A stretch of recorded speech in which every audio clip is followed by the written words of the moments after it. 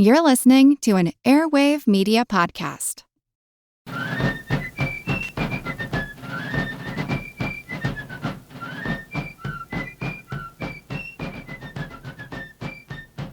Hello, and thank you for joining the American Revolution. Today, episode 76, Arnold's March Toward Quebec. So a few episodes ago, I mentioned that General Washington had met with Arnold at Cambridge. Washington had taken a liking to Arnold, despite the fact that most people who interacted with Arnold thought he had pretty much no political or diplomatic skills. Those who admired him did so mostly because of his fighting ability, not because of his personality. And those who hated him, well, that was a problem of his personality. Washington, as I said, seemed to admire the fact that Arnold was a good fighting soldier. Arnold had proven his energy and ability when he and Ethan Allen had captured Fort Ticonderoga and Lake Champlain, denying the British in Canada an invasion route to the south. But as I said, at the same time, Arnold's abrasive style made him quite a few enemies among his fellow officers, as well as the politicians who appointed new officers. Washington, however, needed can-do officers who could act on their own initiative and who had shown bravery in battle. Arnold was just such a man. By fall, Arnold and everyone else were following the movements of Generals Schuyler and Montgomery as they recaptured most of the territory that Arnold had already captured and then had been allowed to fall back into British hands. 6 months earlier, when Arnold was ready to take all of Canada, Congress would not give him any resources to do so, and in fact ordered him to pull back and eventually took away his command entirely. Now, Schuyler and Montgomery were going to have to commit a lot more men, money, and resources to take that same territory that fall and winter. Everyone knew that the ultimate goal was Quebec and the American occupation of Canada. Arnold could not go back and serve alongside officers like Seth Warner, Ethan Allen, and John Brown who despised him, but he could still be of service in the campaign. Arnold suggested that he be permitted to open up a second line of attack against Quebec, while Schuyler and Montgomery battled their way up Lake Champlain and the St. Lawrence River. Arnold would take a battalion up to modern-day Maine and hack his way through the wilderness to advance on Quebec from the east. Strategically, it made sense. Even though the trip would be a very difficult one over mountainous terrain, it would not be a direction the British would be expecting. When the British did find out about the expedition, they would be forced to redeploy from the limited number of soldiers holding off Schuyler's invasion in order to block Arnold's invasion. Washington decided to let Arnold prove himself. He helped Arnold to get a commission as a colonel in the Continental Army and assigned him about 1,100 officers and men for his assault on Quebec. Washington approved the mission in August, but it would be late September before it would get underway. By the time Arnold left, General Montgomery was already besieging the British at St. Jean, as I discussed back in episode 72. One reason for the delay was that Washington wanted to get General Schuyler's approval before letting Arnold proceed. Since Schuyler had met Arnold back in June and had taken a liking to the young officer, he had no objection. Another delay was that Arnold had to appear before the Massachusetts Provincial Congress and settle his financial accounts. This was back before Benjamin Church had been outed as a spy, and Church was heading the committee overseeing Arnold's behavior during the capture of Fort Ticonderoga. From the very beginning, the hearings went poorly. The Church Committee had received reports from all the other officers involved, Allen, Warner, Easton, Brown, Hinman, who all belittled Arnold's efforts and painted him as an egocentric nutjob who mostly got in their way while they were liberating Fort Ticonderoga and Lake Champlain. Arnold appeared before the committee expecting to be reimbursed for over 1,000 pounds sterling that he had fronted personally to pay the costs of the campaign. The committee was focused on the 100 pounds that they had fronted him and wanted him to account for that. The charges ranged from accusing Arnold of stealing 160 pounds that he captured on one of the British ships to the inane, like paying too much for a horse. Not accepting that one might pay more for items in a military emergency than when one is bargaining in a normal market. They also disallowed paying a carpenter for building gun carriages, since he could have had the soldiers, who had no particular carpenter skills or tools, build them on their own. In many cases, they simply did not pay because there were no receipts. Arnold had accounted for his expenses in a ledger, but apparently had not gotten a slip of paper from the person that he paid. In the end, the church committee paid about 2/3 of his expenses, leaving Arnold on the hook for over £300 sterling, which was much more than most men earned in an entire year. Rather than thank him for his heroic work, the committee humiliated Arnold and treated him like some sort of scam artist. Especially given the fact that his wife had just died, he had 3 young boys at home, and that his shipping business was almost destroyed as a result of the war. Many men probably would have quit the war at that point. Arnold could have gone home to make a fortune as a privateer. Instead, though, he was now offering his services to Washington for a new dangerous mission. While he was going through these hearings, Arnold worked to assemble his army from the volunteers in the area around Boston. Many soldiers were eager for an active mission after sitting in camp for months doing little to nothing. 2 New England officers, Lieutenant Colonels Chris Green and Roger Enos, would lead the 2 battalions of New England volunteers. They handpicked men from many different units, looking for large men with wilderness and boating experience. Included in the detachment were a company of Pennsylvania riflemen commanded by Captain Matthew Smith and 2 companies of Virginia riflemen commanded by Captain Daniel Morgan. The riflemen were all frontiersmen used to wilderness conditions. Smith had been one of the Paxton Boys, accused of murdering innocent Indians in central Pennsylvania near the end of Pontiac's War. For more on that, you'll have to go way back to episode 19 for more information. Captain Morgan joined our story even earlier, serving as a wagoneer in the Braddock Campaign of 1754, way back in episode 6. Morgan is going to go on to bigger things and will rise to the rank of general before the war is over. He had left his home in New Jersey as a young boy to start a life on the Virginia frontier. As I said, he worked as a wagoner along with his cousin Daniel Boone during General Braddock's Battle of the Monongahela. Morgan assisted some of the young officers on that campaign, like George Washington and Thomas Gage and Charles Lee, names we've all heard before, as they helped the army retreat after General Braddock was killed. Morgan went on to serve with the British during the French and Indian War, but his rough frontier ways never really meshed. He once got 500 lashes for striking an officer, though he always complained that they only gave him 499 and that the king still owed him a lash.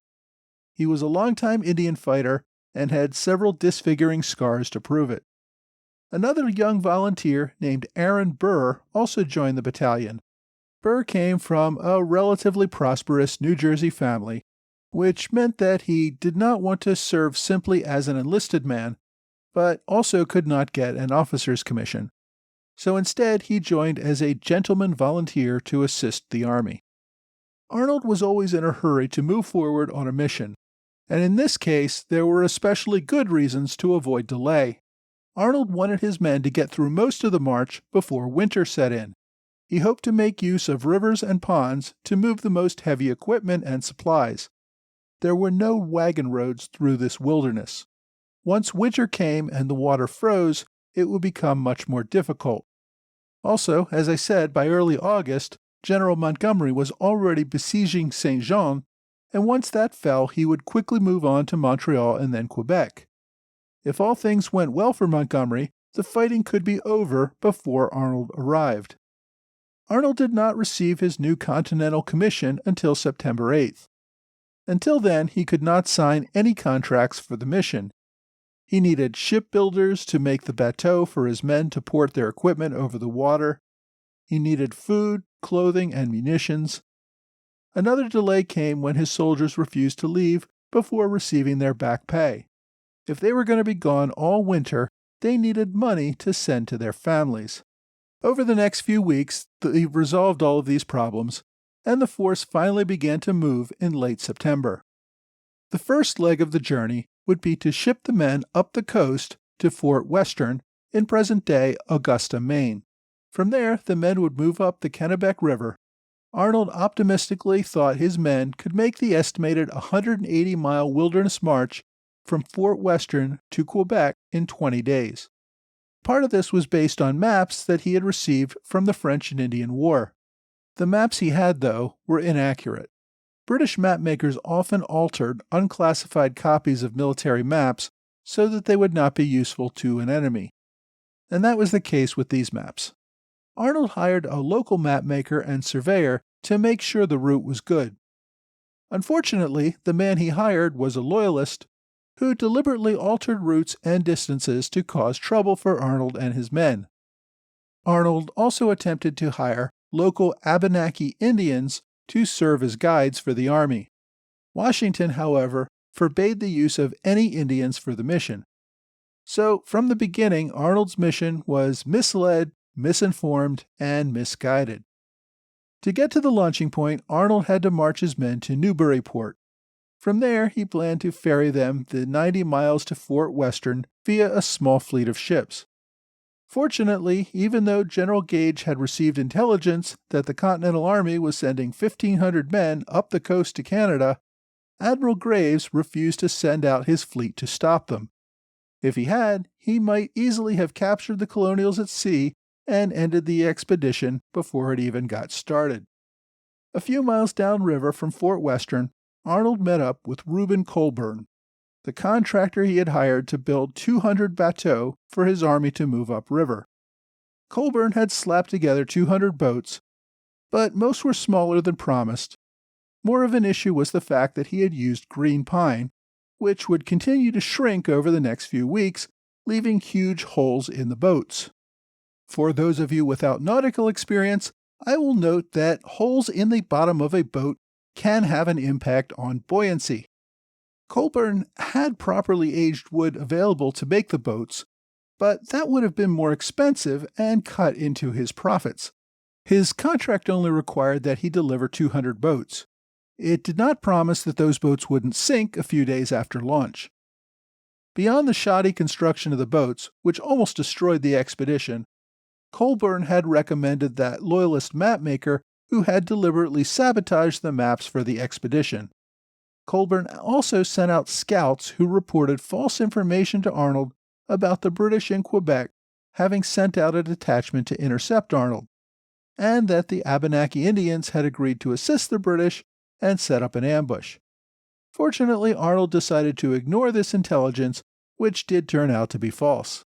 Arnold and his men, though, were not happy about the quality of the boats. However, they did not have time to fight about it. He began sending his scouts upriver in the best boats, while his men worked to patch those that were not yet quite seaworthy. Arnold made Colburn come along with the army to continue fixing the boats while en route. It was probably no consolation to Arnold, but the government never paid for the boats, not because of the workmanship, but because the government lost the receipts. After finding them decades later, the government refused to pay because too much time had passed. Colburn and his family kept up the fight for 80 years, but never got paid. While Arnold was working to get his army into boats and moving upriver, many of the men got into trouble around town, looting Tory homes, getting drunk, and fighting. Washington had ordered Arnold to stay on good terms with all the locals, as they were hoping the French and possibly some of the Indian tribes might eventually support them. So Arnold had to put aside other work to hold courts-martial, flogging and demoting several soldiers, and even discharging one. One man who accidentally shot another was sentenced to death. At the last minute, Arnold granted the man a reprieve and sent him back to Cambridge. I'm not sure he did the man any favors. While imprisoned in Cambridge, the man became sick and died after suffering a terrible illness. By the end of September, Arnold was ready to move his full army upriver. He had assigned each company of riflemen to a brigade so they could act as scouts. Captain Morgan objected, saying the riflemen were an independent command who were not required to take orders from regimental officers. Rather than fight the matter, Arnold uncharacteristically compromised, making each rifle company an independent command who would provide scouting assistance and intelligence to each brigade, but not actually be part of the brigade. Morgan would get used to having an independent rifle command, eventually forming Morgan's Rangers later in the war, the forerunners of the U.S. Army Rangers that are part of modern-day Special Forces. Despite Washington's concerns about using Indian guides, Arnold got several Abenaki Indians to serve as guides for the Army. Arnold himself got a fast-moving canoe so that he could quickly move back and forth between the front and back of the Army, which extended for several miles along the river. Some men marched along the riverbank, while others pulled the bateau up the river with all of their supplies. Colonial settlements along the coast only extended about 50 miles inland. Beyond that, the army would be traveling through wilderness occupied only by Indian tribes. Summer droughts had left the water levels on the river much lower than normal, often making it difficult for boats to avoid running aground.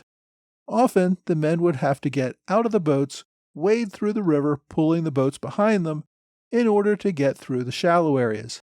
There were also numerous areas where rapids or waterfalls forced the men to pull their boats onto land and carry them for miles, sometimes over mountains. Each boat, unloaded, weighed several hundred pounds, meaning it would take a group of men at hard labor to carry each boat and then even more to carry all the cargo. It also did not help that by October, the summer droughts gave way to a cold, driving rain. The men continued moving upriver through the drenching rain. They would often sleep in their wet clothes, only to wake up in the morning and find that the clothes they were wearing had frozen solid, making it difficult to move. After 8 days, the army had moved about 50 miles. Despite the maps and surveys indicating a 180-mile trip, the journey would in fact be over 300 miles. There was no way they would arrive in 20 days as Arnold had hoped. Arnold had taken with him 45 days of supplies in order to be safe. However, it turned out that rain and leaky boats caused much of the food to get wet and spoil. They had to throw away most of it. They also wasted another week patching and repairing more problems with the boats. After reaching a spot known as the Great Carrying Place at the headwaters of the Kennebec River, the army had to carry their boats and provisions about 14 miles over the mountains to the Dead River. This process took another week. As you might guess, the backbreaking work, terrible weather, and poor rations soon led many men to getting sick or injured and unable to continue. Arnold had the men build a small cabin at the Great Carrying Place to hold the sick and wounded, as well as some of the provisions. Through all of this, Arnold continued to report that morale was high. He may have been exaggerating, but Arnold seemed to be making every effort to lift the men's spirits. He seemed to remain popular with the men, always moving among them and encouraging them on. They hoped the trip might get easier now that they would be traveling downriver, but no. The rains got even worse as they got hit by the remnants of a hurricane moving up the coast. While moving down the river, rains caused the river to rise 12 feet in one day. The flooding scattered the men and cargo all down the river, which took even more time to recover. Already short on food, they lost even more of it in the floods. The land became swampy and mud-soaked. On top of all that, several hundred men drank some of the swamp water and became terribly sick with diarrhea. Despite Arnold's efforts, many were beginning to wonder if they could ever make it to Quebec. On October 23rd, Arnold held a council of war with his officers to discuss whether they should proceed. Arnold left no question that he wanted to move forward.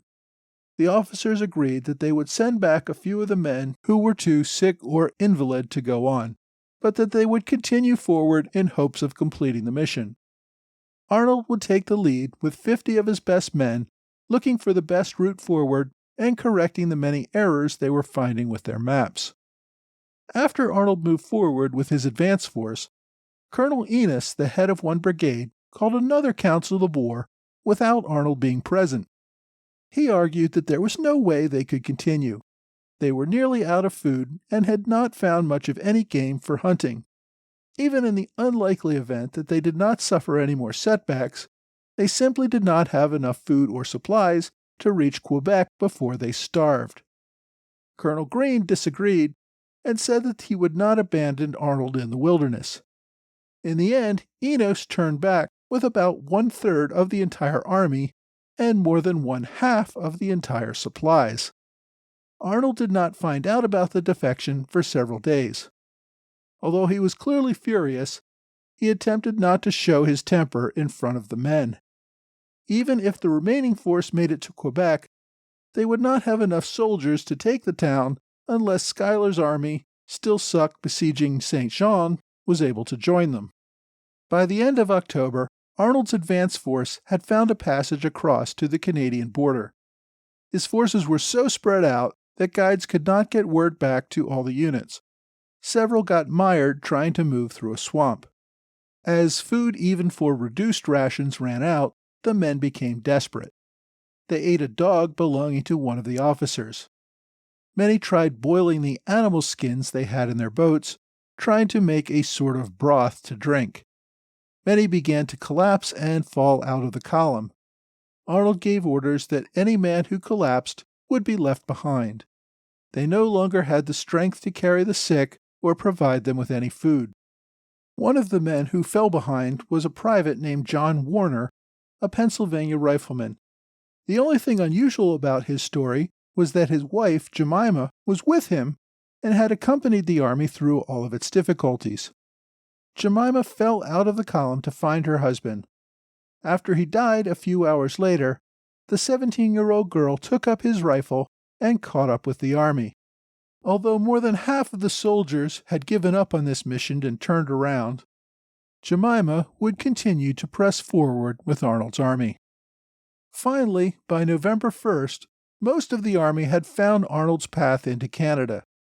Within a day or two, they came across several cattle, which they killed and devoured. Arnold paid the local French owner for the value of his livestock. By November 3rd, the remaining 675 soldiers stumbled into the French-Canadian town of Sartijan. Locals were shocked by the condition of the men, starving, wearing rags for clothes, long beards, and unwashed. They fed the army, which spent several days recuperating. Everyone rested up except Arnold. He spent the next few days preparing for the final leg of the journey to Quebec. But for now, we'll leave Arnold and his men on the Canadian frontier. Next week, we're going to turn south as Dunmore issues a proclamation and the southern colonies see some fighting of their own.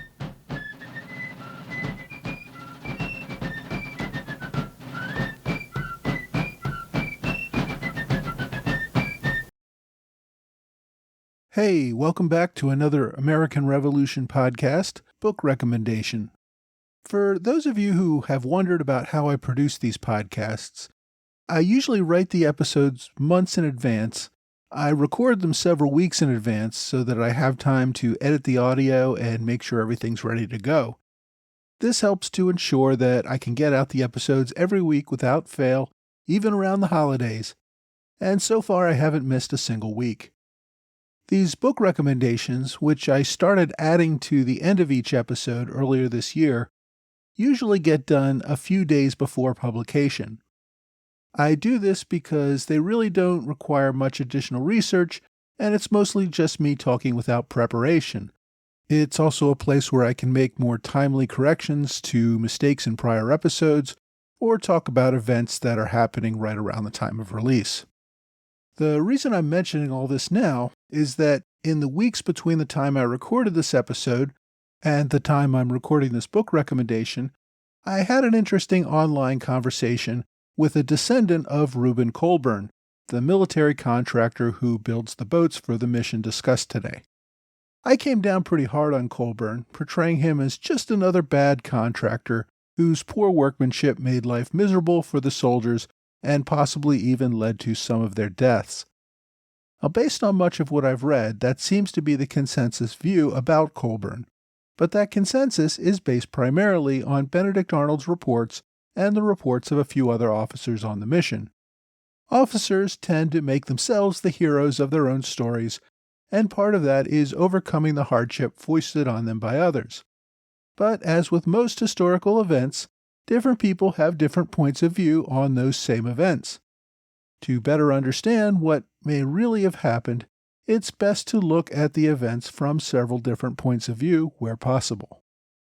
And that's why this week I'm recommending the book Patriot on the Kennebec, Major Reuben Colburn, Benedict Arnold, and the March to Quebec, 1775, by Mark York. Mr. York is the descendant of Colburn that I mentioned earlier.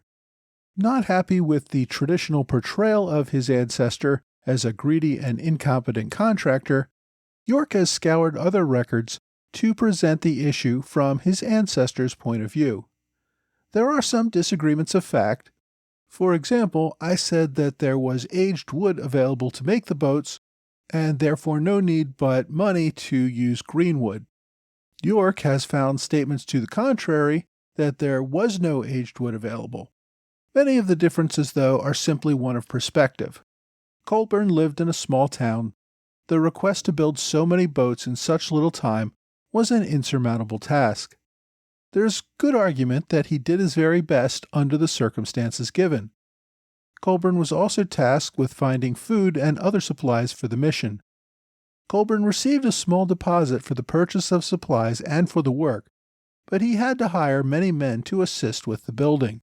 He had to front money for these costs out of his own pocket. He expected to be reimbursed by the government later, something that never happened. Colburn also traveled personally with some of his workers into the wilderness with Arnold's soldiers. They continued to make repairs and patch holes as the army moved forward. They went through many of the very same hardships as the soldiers. First published in 2012, York's book is a short one at only 160 pages. I primarily relied on previous book recommendations when I made this episode, including Thrust for Canada and several of the Arnold biographies. York's book, Patriot on the Kennebec, is on a mission to redeem Colburn's reputation from the insinuations made by these other authors. So if you've read those other books, this one provides a different perspective on these events. Also, even though it is a short book, because it focuses on just this one mission, it is able to get into plenty of details about the mission itself. It certainly helped me to see the events in a different way. As always, there is a link to the book on my website, www.amrevpodcast.com. Or if you have Kindle Unlimited or access to Hoopla through your library, you can download it and read it for free. Well, that's all for this week. I hope you will join me next week for another American Revolution podcast.